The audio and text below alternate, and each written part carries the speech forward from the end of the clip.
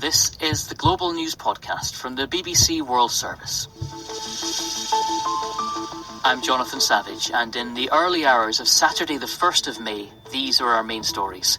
Brazil's Amazon rainforest is now said to emit more greenhouse gases than it absorbs. A huge bomb blast in eastern Afghanistan has killed around 30 people and injured dozens more. The army in Chad says it has killed a large number of rebels in the region where President Idris Deby was fatally wounded last week. Also in this podcast. So here we are. I'm outside the clinic. I'm feeling a little daunted. Time to go in. Here goes the old me. Hello, the new me. More than mere manscaping, the new cosmetically enhanced face of British manhood.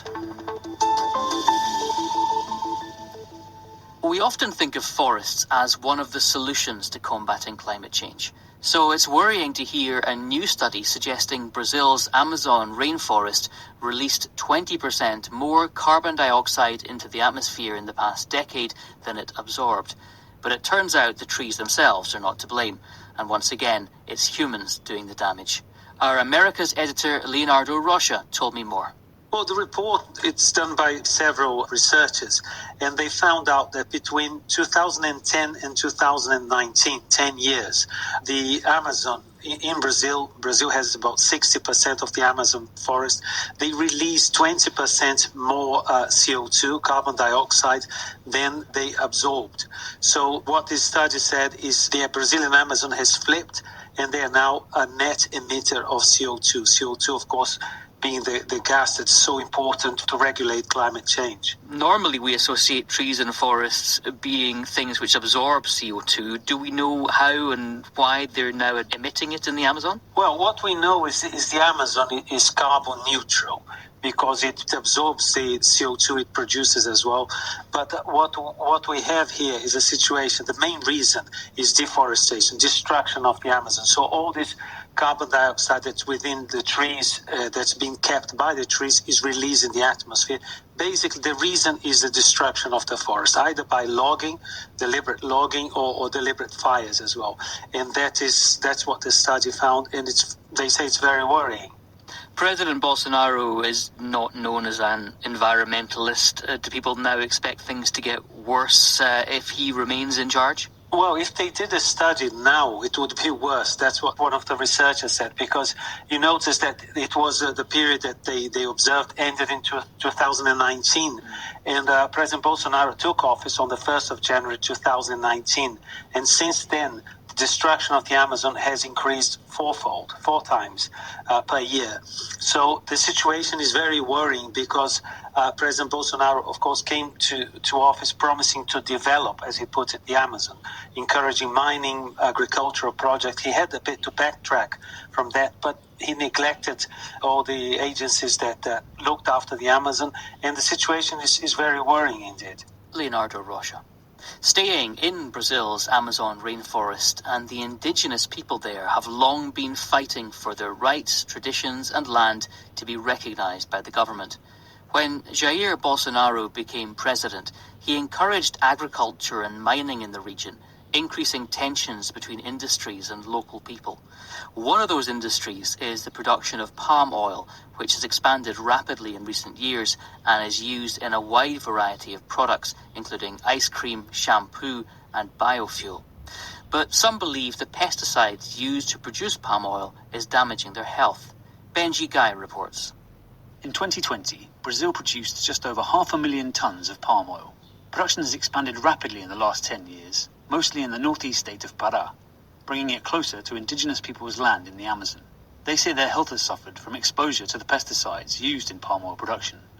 Investigative journalist Carla Mendes of the environmental news organisation Mongabe went to the Turi-Mariquita Indigenous Reserve in Pará to see for herself. First of all, when you arrive there, it's really shocking because you see palm oil everywhere.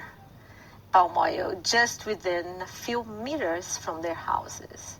And then they started describing to us the whole thing, the last decade, because, palm oil, that's when the Brazilian government launched a specific program to bolster biodiesel and palm oil production in Pará And then that's when the problems got worse. Carla and the Mongabay team made a film of their visit to the Turre Mariquita Reserve and spoke to residents about the impact of the palm oil plantation. A tia do meu esposo, né? Morreu com câncer. My aunt's husband died of cancer. We say it's because of the palm oil pollution, because these diseases didn't exist in our village before. We can't bathe in the streams where we and our children used to bathe in anymore, because now the water makes our skin itch. We have a lot of headaches in the summer because that's when they apply the pesticides. That's why we're protesting today. We don't accept what they're doing because they're killing us little by little. When we were being guided by the indigenous chief, we went into a region where there is a palm oil mill that belongs to Biopalma, which is Brazil's largest palm oil producer. And it's really, really close to the river, to the Acará River. So it's really shocking to see, as we didn't see any buffer zone between the palm oil mill and the river, and there were palm oil plantations in front of this mill.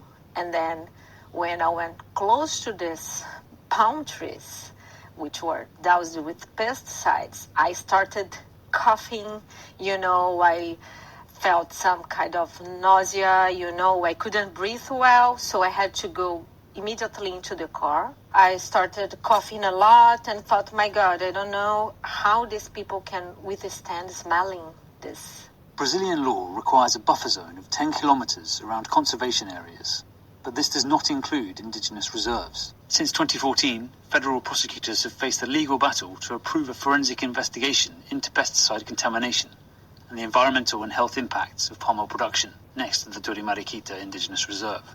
Felicio Pontes Jr. is one of those prosecutors. What we would like to show to the judges that we have a contamination of the indigenous people from a palm oil farm that is very close to the indigenous area. If I have these evidences, I can say how much, for example, the oil company have to pay to the indigenous people. This kind of research, we have to have 1 year of research.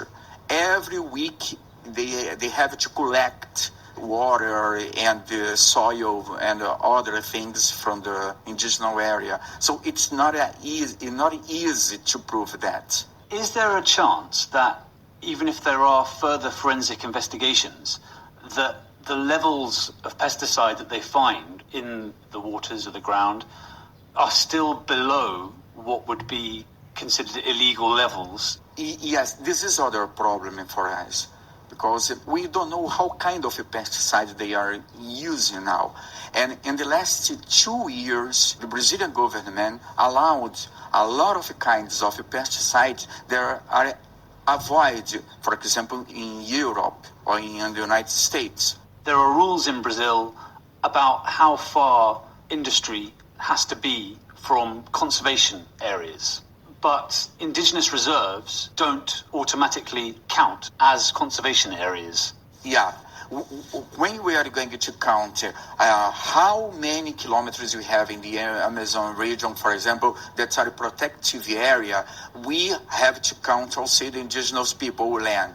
But for this, it's something crazy, but this is the Brazilian law. In this case, we have no protective area to the indigenous reserve. I contacted Biopalma to get a response to Carla and Felicio's claims, but did not hear anything. I did, however, get a statement from the Ministry of Agriculture. They said, "The Brazilian pesticide registration system is unique in the world as it divides the responsibilities of analysis and approval between 3 different state institutions. This makes the Brazilian registration system more robust and less vulnerable to political influence than the European one. The use of pesticides is safe for applicators, the environment, and consumers of food products. The inspection of the use of pesticides is the responsibility of the states." That report by Benji Guy in Brazil. Now to other news, and dozens of people dead and many injured. That was the result of a bomb attack on Friday in the Afghan city of Puli Alam, 70 kilometres south of Kabul. Several buildings were damaged, including a local guest house. That sound was recorded in a local hospital damaged in the blast as staff waded through broken glass and meals lay on beds half-eaten as patients were rushed to safety. I asked our South Asia regional editor Jill McGivering what more we know about this explosion. It sounds as though it was a vehicle bomb that went off at about 7 o'clock in the evening local time. It's Ramadan, of course, so people were gathering indoors, gathering together to eat and break their fast. It seems to be the guest house that was there that took the worst of the blast. It's unclear whether it was targeted specifically, but that certainly seems to have been where most of the rubble has come from. And it seems as though quite a few of the people who've been killed and injured were high school students who were staying at the guest house. They'd gone to the capital of the province to sit exams for university entrance. There's one report suggesting that there may have been members also of a pro-government militia staying there too, but that hasn't been confirmed. If that were the case, that might be a reason for that particular building being targeted. Might be. Are there any other possible reasons? Could those students be a reason even? Possibly not the students, I wouldn't have thought, although there have been militant attacks generally on schools and hospitals in Logar quite regularly in recent years. One suggestion was that the guest house is owned by quite a well-known tribal elder who's been involved in provincial politics. He was involved in the provincial council, apparently. So it's possible that there was a grievance or it was something to do with him. We just don't know at this stage. It's also quite unclear who's carried out the attack. No one has come forward and said who's been involved. The Afghan government is suggesting it might be the Taliban, who are increasingly dominant in the east and have been very active in Logar province. And there's been some suggestion there's been some Taliban resurgence in that area recently. And this resurgence is coming at a really, really bad time for the country, isn't it? Yes, it's a time of enormous uncertainty and anxiety for a lot of people in Afghanistan. Obviously, there were hopes raised by the peace process between the Taliban and the Afghan government that began last September. That seems to pretty much to have ground to a halt. There's still the possibility of a peace conference taking place in Istanbul later in May, but that's still looking quite uncertain. And in the meantime, of course, we're starting to see US troops and their allies looking at the process of beginning to withdraw. They will all be out of the country by September the 11th. That's now only a matter of months away. But there is concern that when they are gone, there will be a power vacuum and the possibility of further bloodshed on the ground. Jill McGivering. The military in Chad says several hundred rebels have been killed during 2 days of fighting in the west of the country. An army spokesman also said 6 soldiers died. There have been clashes close to where President Idris Deby was fatally wounded earlier this month. Will Ross reports. There's no doubt that there have been clashes around Nuku in Chad's Kanem province. What's harder to verify is the army statement that several hundred enemy fighters were killed. The military is trying to stop the rebel group known as FACT from advancing towards the capital, N'Djamena. The Chadian army has support from the French Air Force, but it's facing rebels who were given a lot of military equipment whilst fighting in Libya. The other challenge for the generals in charge of Chad is coming from an unarmed opposition, protesters who are opposed to the military takeover that followed the death of President Idris Deby. Will Ross. In Israel, funerals have been taking place for some of the victims of a crush at a crowded religious festival in which at least 45 people died. Sunday has been declared a day of national mourning. The Israeli Prime Minister Benjamin Netanyahu visited the site on Friday and promised an official investigation into Thursday's incident. Our Middle East correspondent Tom Bateman reports. In the hospitals, there's been anguish as relatives wait for news, with many of the dead still not formally identified. Avigdor took his 2 young sons to the festival. When it got crowded, they tried to get out. We reached a ramp, Avigdor says, where there was a river of people. I fell on my back with others piling on top of me. I prayed. My 10-year-old son was screaming for help, shouting, "I am dead." And my 13-year-old son, he was gone. The teenager, Yedidia, remains missing. The family has been searching hospital wards for news. Israel's Prime Minister, Benjamin Netanyahu, promised a full inquiry when he visited the scene earlier. Already there are many asking why safety precautions weren't stronger in a community that often insulates itself from mainstream secular Israel. This evening, they began burying their dead. After a night of ritual, this was the one nobody wanted. Tom Bateman in Israel. Still to come in this podcast. Some are about 2 feet, and they come in different sizes and shapes. Some are like plaques, where you see high relief telling stories in the shape of animals, like the leopard, which represented royalty. Looted by the British, finally returned by the Germans, some of the Benin bronzes are heading home.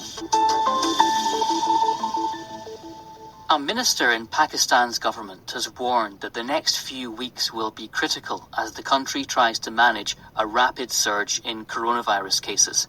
Asad Umar, the Minister for Planning, Development and Special Initiatives, said the number of critically ill patients who needed oxygen had just risen to 5,360. That's more than 50% higher than at last year's peak. Bina Shah is a writer and reporter in Karachi. The authorities are giving a very clear message that things are going to happen. COVID is on the rise, and we need to take precautions now, strict ones, so that we avoid the situation that India is facing at the moment. From last week onwards, we were starting to get messaging from the government about increasing restrictions on market timings, on activities during Ramzan. And over this past week, those messages have gotten more and more dire. So there is this feeling, a sense that things are escalating. People are willing to be vaccinated, especially in the urban centers, but the rollout has been slow. At the beginning, it was only open to people above the age of 70. Then they changed it to 60. Last week, they said 50 and above can walk in. And then yesterday, they announced that from May the 3rd, it will be 40 and above. We are dependent, unfortunately, we had been in the first phase of the vaccination program on donated vaccines. Now the government has made arrangements to purchase vaccines. We've just received a large shipment of about 1 million doses from the Chinese government and from Chinese companies. Hopefully, we'll see an acceleration of the program. It's a matter of a race against time, though. As we know, the vaccines take time to become effective and to build up the amount of antibodies in the body. Bina Shah. Germany has agreed to hand back to Nigeria cultural artifacts that were stolen during the colonization of Africa. British troops looted thousands of artworks known as Benin bronzes from the Benin Kingdom in present-day Nigeria in 1897. Isaac Khalid reports. Germany's Minister of Culture, Monika Grütters, said her country wanted to contribute to understanding and reconciliation with the descendants of those whose artifacts had been looted. It's not yet clear how many cultural treasures are going to be repatriated to Nigeria. Thousands of metal sculptures and carvings were looted more than a century ago during a British military expedition in the Benin Kingdom in present-day Nigeria. Some of the Benin bronzes were auctioned off. Many have been on display in museums. In recent years, European countries have been under growing pressure to return the looted artifacts to Nigeria, where they hold historical and cultural significance. Paul Henley spoke to Enoti Ogbebor, who is celebrating the news about the bronzes. He's an artist in Benin City in southern central Nigeria, and he's on the board of the country's Legacy Restoration Trust. Some are about 2 feet, and they come in different sizes and shapes. Some are in the round, so it's like a head in the round. Of course, beaded and wearing a crown or wearing a collar crown. Some are like plaques, where you see high relief telling stories in the shape of animals, like the leopard, which represented royalty, or horses. And they play an important role, I hear, in telling the history of Benin. Yes, that was our way of keeping our history, our records. Whenever there was an important event, the artists at the time in the Guild of Bronzecasters will be commissioned to make something in the memory. In our language, it's called sayama, to pour into a mold. So this is how a lot of the bronzes were made. Some were also made as decorative pieces for altars, for worship. And back in 1897, it's a simple case of theft, is it? British soldiers took them. There had been the Berlin Conference, and it was at this conference that a decision was taken to partition up Africa. And so the Benin Kingdom fell into the area that was partitioned to the British Empire at the time. So they also invaded Benin. and carted away these items. Some went straight to the British Museum, but a lot were auctioned off to make money, weren't they? For instance, to Germany. Yes. You know, the leading art dealer at the time was German. So he had written about the exquisite nature of these works and how they could not be produced by barbarians. And so the Germans, having read this, began to buy up what they could. And a lot of them bequeathed these works to various museums as well. What do you make of the news that at least some of them are coming back? It's very heartwarming, uplifting news. Happy that our efforts are yielding the required result. Fingers crossed, this will come to fruition very quickly. This should also influence other countries and institutions that have these works in their possession, especially works that are traced to, whose provenance is traced to 1897, so that they could also take a firm decision to return them quickly. Enoti Ogbebor in Benin City in Nigeria. Now to the big App Store battle. The EU is getting involved in a fight between Apple and some of its developers. The European Commission has formally accused the technology giant of anti-competitive behaviour over the charges it makes developers pay for selling music subscriptions through its App Store. Here's the EU's antitrust regulator, Margrethe Vestager. To reach Apple users, music streaming providers, they have to go via the App Store and accept the rules that Apple imposes on them. Our preliminary finding is that Apple exercises considerably market power in the distribution of music streaming apps to owners of Apple devices. On that market, Apple has a monopoly. It all relates to claims from the music streaming app Spotify 2 years ago, which claimed the company was stifling innovation in the industry. Our North America technology reporter, James Clayton, told us more about what Apple has been accused of. Apple has an app store for people who don't have an iPhone. And the app store is essentially where you go and download apps. And for apps that you download and you have to pay for, Apple takes a cut of up to 30% of how much the app costs and in-app purchases. And what Spotify say is that what you're doing, Apple, is you're charging us a 30% cut for downloading our app, but you're also competing with us because you have Apple Music. So you can charge your customers less money because you're not charging yourself, while you're charging competitors. And that is anti-competitive. And that's what the EU is saying today. And what does Apple say about it? So Apple says a few things about this. One, we invented the App Store, so we get to charge what we want. Two, they'll say that the App Store needs to be secure, and that costs a lot of money. So you don't want to have malware, you don't want to have apps on the App Store that compromise the integrity of the iPhone. So they spend a lot of money making it secure, and that's partly what the charges are for. So Apple will simply say, look, we are an American company, we're allowed to make money. If you want to play by our rules, fine. If not, you're welcome to leave. So how big a problem could this, in theory, be for Apple in the end? I think this is a huge problem for Apple.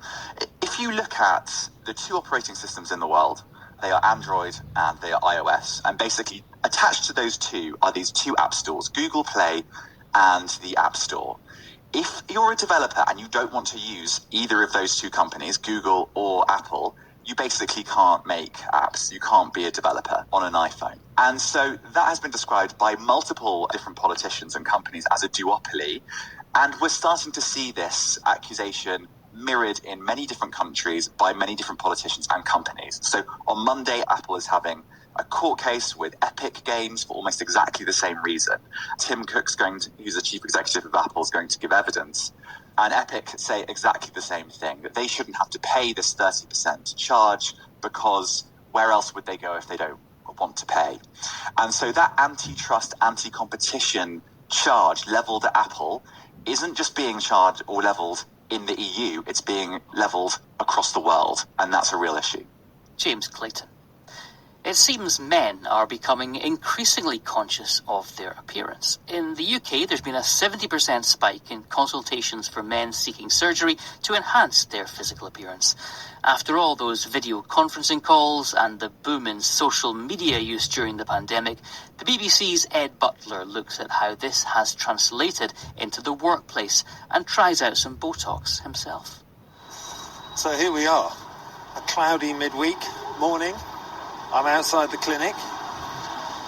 It's got a top reputation, I'm told, which I guess it's just as well. I'm feeling a little daunted. Time to go in. Into the breach. Here goes the old me. Hello, the new me. It seems that the pandemic has accelerated our rush for the needle, with consultations among British men specifically spiking by some 70%. It is surprising, but then if you think about, we know that more and more people are on social media because people were stuck at home, they couldn't go out, following inspiration figures, role models, sport enthusiasts, and we know that the more time that people spend on social media, the worse their body image is. That's Dr. Helena Lewis-Smith. She's a health psychology researcher specialising in body image at the University of the West of England. She says that all those video conference calls during lockdown have led to British men gazing at themselves a lot more critically than before. What we do know from the research, there's a function on Zoom which says, smooth my skin's appearance. And so we know that people who are more likely to kind of press that button and kind of have an airbrushed version of themselves on these calls are more likely to kind of be invested in their appearance. And what I found was that essentially men and women who use dating apps had worse body image, but really interestingly for men, the men who use the dating apps, the degree to which they objectify themselves and kind of, viewed themselves as an object as opposed to a full holistic being, the increase that I saw was humongous. Even on these kind of TV programs, a lot of men talk about, going to Turkey and having a hair transplant, or, going over and having a hair transplant for their beard so that they have a consistent beard with no gaps in between it. So I think if you add all of this together, it's essentially normalizing what can be very risky cosmetic procedures. And I think the pressure that puts on men is humongous. Dr. Helena Lewis-Smith, back now to my pursuit of enduring youth. And Dr. Celinda Johnson, the medical director of the London Cosmetic Clinic in Harley Street, is leading me, a 54-year-old Botox novice, into her office to discuss my wrinkle-free options. Obviously, you can do Botox in different ways. Some people like baby Botox, some people like frozen Botox. It's about how natural you want to look. For my own preference, I think baby Botox, I think that you called it, I think that's where I'd like to start today, partly because I'm new to this. Maybe I'll come back for the heavy-duty version later. Where do we start? So now Dr. Johnson is wiping antiseptic across my forehead. Are you ready? I'm ready. And at that point, I found myself reclined onto a couch and having my forehead gently punctured by a very fine hypodermic needle. The aim here is to remove the lines and wrinkles of age, of which I have quite a few. It was all surprisingly quite relaxing, sufficiently, at least for me, to be asking questions while she jabbed me. What sort of men are coming in? I mean, how would you describe them? What kind of profile of man, of guy? It's a variety. We have a successful businessman owning a racing car company or CEO that they're more concerned about aging. They feel like they feel young, but they look more aged. And a younger person, they're more concerned about to look handsome, to look more attractive. Is that it? It's done. All over. Is there blood everywhere across my forehead now? Very little. That report from Ed Butler, who's never looked better. And speaking of perfectly preserved, a tank from the Second World War has been excavated in Lincolnshire in central England, more than 7 decades after it became buried in what was then a wetland. The amphibious vehicle was washed away and covered with clay in 1947, when it was used as a makeshift flood defence in the town of Crowland. Philip Norton reports.